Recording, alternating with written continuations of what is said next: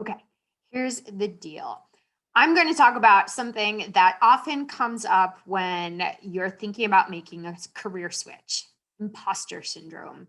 Now, imposter syndrome is the feeling that you're going to be found out, that you don't necessarily have the competence to do the job, but it's much less of a competence issue than it is a confidence issue. And I'll tell you, if you are pushing yourself to do new things and to try things that are outside of your comfort zone, chances are you're going to feel imposter syndrome or some version of it every time you do this. So I know that's the case for me. Like when I first did the radio show on Sirius XM, and I thought to myself, I am basically doing my demo to a live national audience. I was terrified when I did my TEDx, despite speaking for years in front of large groups. That was a new experience for me. So two ways that I deal with imposter syndrome when I feel that are first, I recognize that if I'm feeling this, that means I'm growing. That means that I'm trying something new and stretching outside of my comfort zone.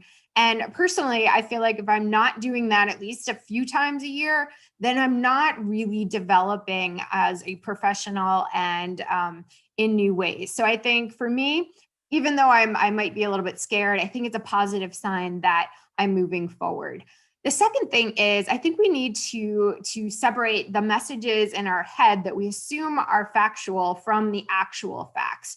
And the truth is that, especially when you're in a job search, we know that applying online has a really low rate of return. As a matter of fact, one of the statistics I saw was that maybe 2 out of 10 applications will get a response. So if you're getting that type of response, you should know that you're doing pretty well. If you're getting more than that, you're doing great. And so I think we have to be realistic about what is really happening in the real world and look at those facts and then overlay them about our performance instead of coming up with facts like, I've only gotten 3 responses, I'm terrible. Instead, saying, wow, I got 3 responses, that's higher than average. So, whether it's a job search or whether it's something else you're trying that's new, don't compare yourself to someone else's peak.